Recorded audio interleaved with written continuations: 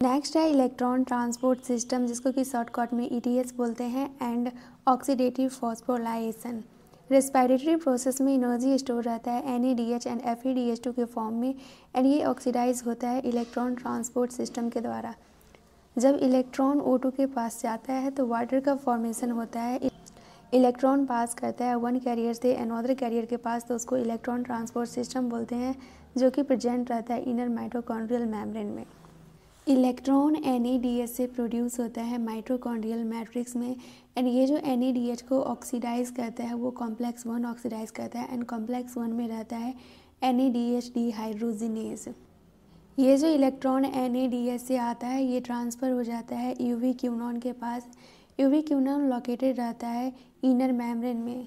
इस लाइन का simple meaning ये है कि साइट्रिक एसिड साइकिल होता है तो सक्सीनेट से फ्यूमरेट में कन्वर्ट होता है, तो यहाँ पे FAD से FADH2 में कन्वर्ट हो जाता है, मतलब कि हाइड्रोजन ऐड हुआ है तो यहाँ पे रिडक्शन हुआ है।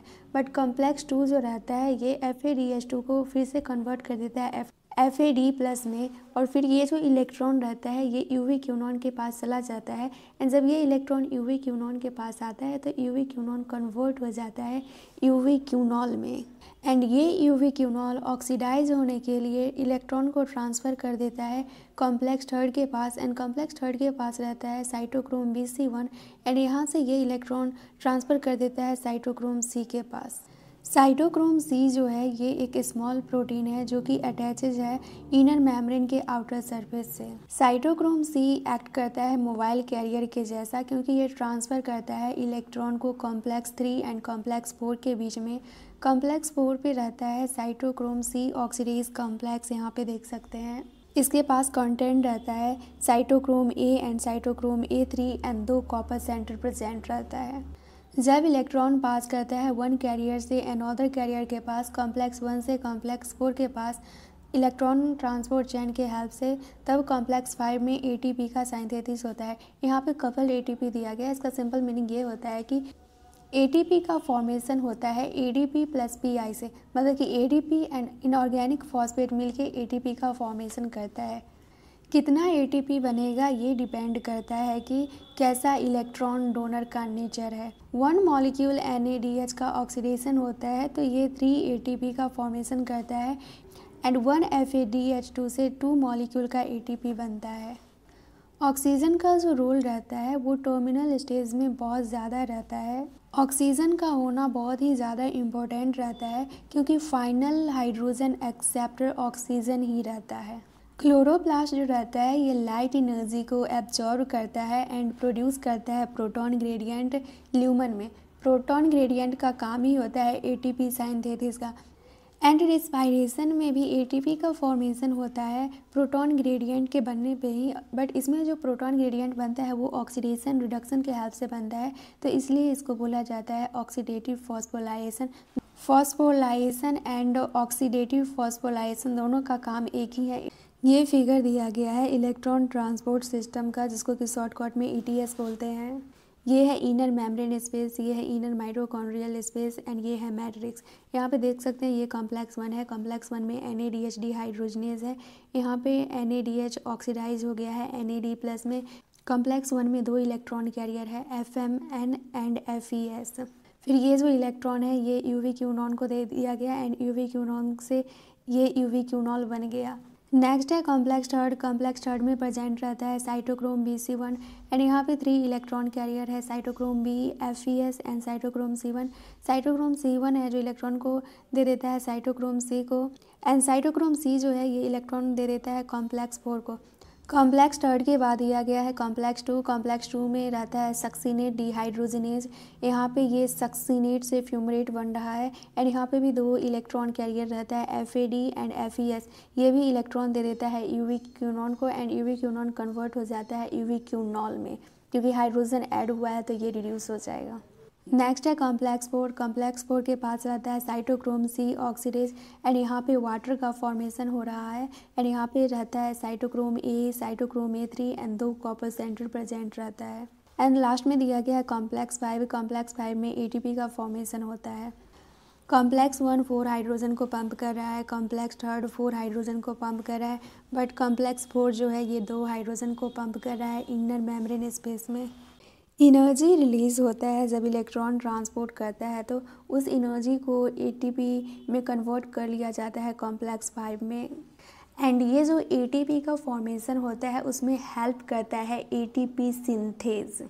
कॉम्प्लेक्स 5 के पास दो मेजर कंपोनेंट है, F1 एंड F0।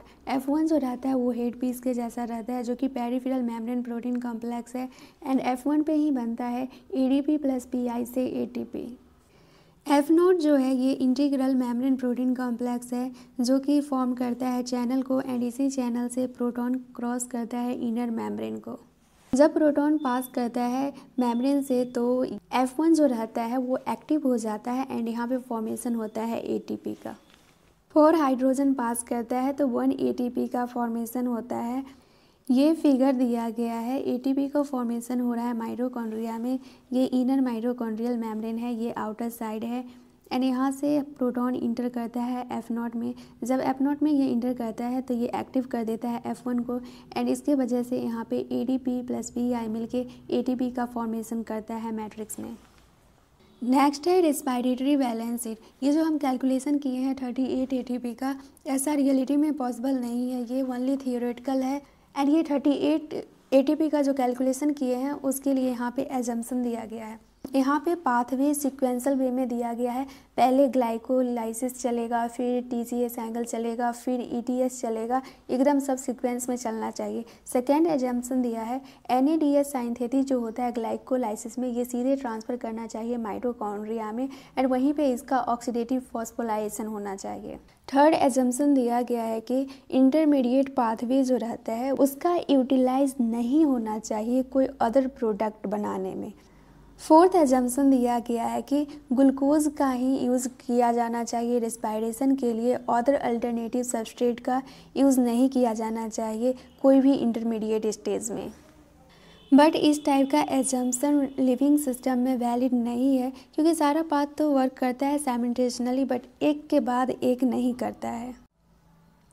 क्योंकि जब सबस्ट्रेट इंटर करता है पाथ में तो वो वहाँ से विड्रॉ भी हो सकता है अगर कोई अदर चीज़ बनाने का नीड हो तो। अब यहाँ पे देखते हैं 38 ATP का फॉर्मेशन।